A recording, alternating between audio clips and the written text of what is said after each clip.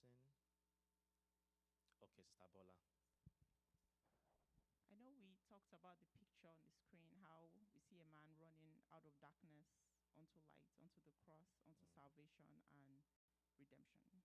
Okay, thank you so much. People running out of darkness and onto redemption. And another thing we learned from this picture is that adultery we must flee from it, right? That if you will not flee from it, chances are that it will catch up with you. Are we together? Is something that we should run away from as married people, and as unmarried people too. Fornication is something that we should run away from, right? We learned last week that it will not run away from you. You are the one to run away from it. Amen. It will not run away from you. You are the one to run away from it. And another important point that we realized is that we must put structures in place. We must be intentional about putting structures in place that will help us to flee from adultery. Okay, does anybody have any question? I know we rushed through the questions last week and we could not take them. We can start with any question that we have now, because this Sunday school is going to be shorter than last week's because of the way today's service is. So does anybody have any question? Maybe something we are not able to address last week that you want us to talk about before we continue today? Any question? None. Okay, so let's move on to our objective slides. Okay, so our objectives last week, we wanted to define the term the marriage bed, which we successfully defined last week. We also wanted to identify unholy alliances that may defile the marriage union. And we wanted to also learn ways to keep the sanctity of the marriage bed. So let's take our memory verse. We are going to read this together. Hebrews chapter 13, verse 4. 1, 2, read. Marriage is honorable in all, and the bed undefiled, but warmongers and adulterers God will judge. Let's take it one more time. 1, 2, read.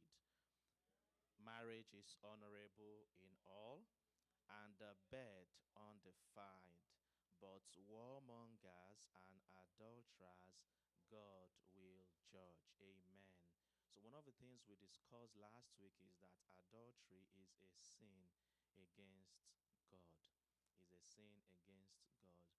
The lines are getting blurred as we approach the end of the age. Getting blurred in the sense that because of the way the world is getting corrupt, people are overlooking it. It is getting normal, in quotes, for men to have side chicks, for women to also have somebody that is, they look up to, that they are very close to outside their husband. And I remember one of the Sunday schools we took last year, we are addressing married people, and we said that as married people, there should be nobody in our lives that is closer to us than our spouses. I'm not sure if we remember that. There should be no opposite sex in our lives that is closer to us than our spouses.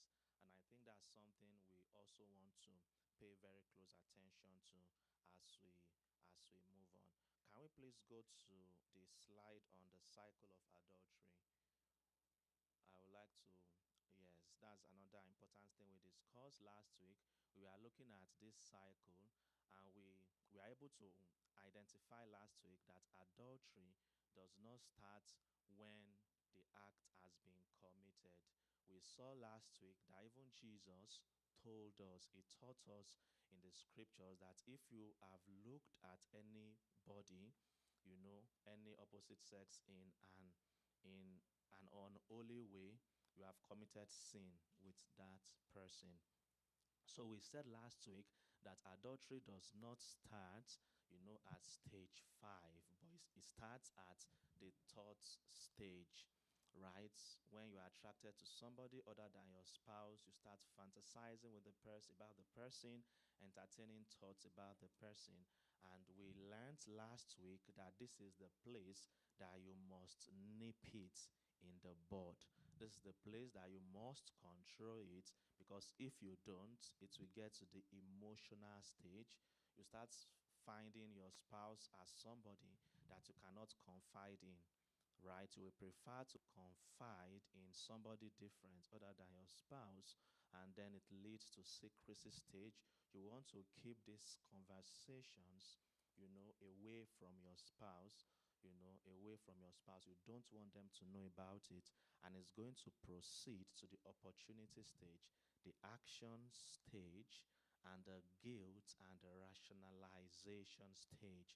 That's the stage when you begin to now rationalize it that, oh, it is because my marriage is not doing fine. It is because things are not going very well at home.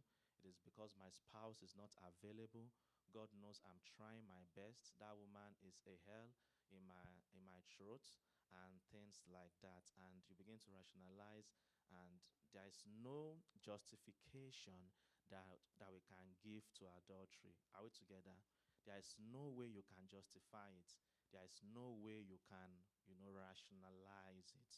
Amen. And then the cycle continues. So God is calling us as a church, as individuals, as families, to walk together.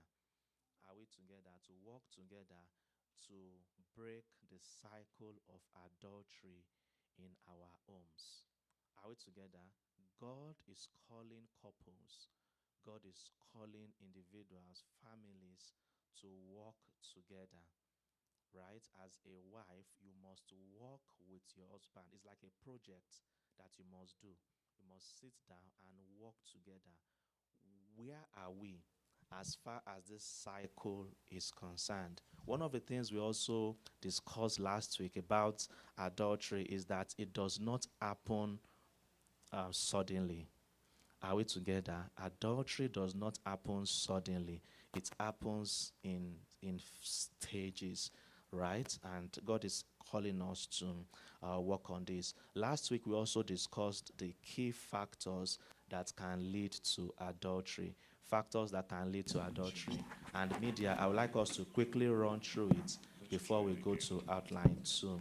So the first factor that we discussed last week is emotional disconnection in marriage. Emotional disconnection in marriage. When the spouse, they are living together, they are close together, but they are not connecting emotionally. Are we together? They are not connecting emotionally. It is a major issue. And we also discussed unmet emotional, physical, and psychological needs that are ignored and are not worked upon, right? And we also discussed boundaries, like Dr. Kunle mentioned, right? When we are getting close to somebody, other than our spouses, and it is beyond the appropriate. We talked about secrecy and lack of accountability.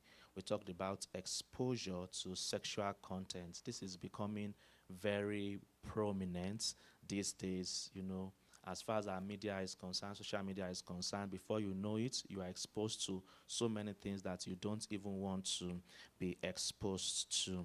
And next slide, please. We talked about pride and overconfidence. We talked about opportunity and proximity.